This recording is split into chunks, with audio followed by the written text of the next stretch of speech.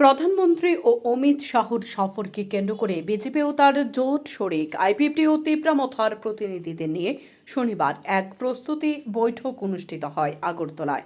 এদিনের এই বৈঠকে উপস্থিত ছিলেন মন্ত্রী টিঙ্কু রায়, মন্ত্রী শুক্লাচরণ নোয়াতিয়া, প্রদ্যুৎ কিশোর দেববর্মন, পূর্ব ত্রিপুরা আসনের বিজেপি প্রার্থী কৃতি সিং দেববর্মা সহ দলের বিভিন্ন নেতৃত্বরা। এদিনের এই বৈঠক সম্পর্কে মন্ত্রী টিঙ্কু রায় জানান, মূলত পূর্ব এবং পশ্চিম ত্রিপুরা আসনে নির্বাচনের প্রস্তুতি নিয়ে এদিন বিজেপি ও শরিক দলের বৈঠক অনুষ্ঠিত হয়েছে।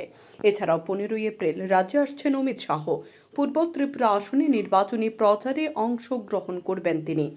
17 এপ্রিল রাজ্যে আসবেন প্রধানমন্ত্রী নরেন্দ্র মোদী। এ যাবতীয় বিষয়বস্তু নিয়ে প্রস্তুতির জন্য এদিন বৈঠক অনুষ্ঠিত হয়েছে।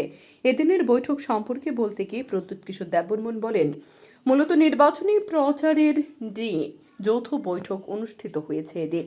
নির্বাচনে আর কয়েকদিন বাকি, তার আগে শেষ মুহূর্তের প্রস্তুতি নিয়ে আলোচনা হয়েছে এদিন। এদিকে পূর্ব ত্রিপুরা আসনে বিজেপি প্রার্থী কৃতি সিং দেববর্মন বলেন, পূর্ব ত্রিপুরা আসনে প্রচারে বেরিয়ে বিপুল সাড়া পাচ্ছেন তিনি। মানুষ উনার সঙ্গে রয়েছেন।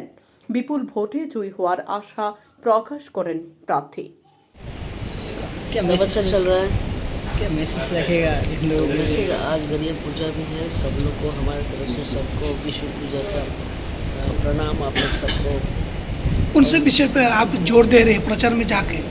प्रचार में हम लोग सब एक ही है, सब लोग को जीतना है, काम कर रहे हैं। और सब वर्कर्स लोग बीजेपी मोथा आईपीएफटी सब लोग जुड़े हुए हैं फील्ड में और सब काम कर रहे हैं। देखते हैं, आप लोग सबके आशीर्वाद भी होना चाहिए। रिजल्ट कैसा होगा आपको? तो मैं कुछ नहीं बोल सकता, जब आएगा तो आप लोग खुद बताइएगा।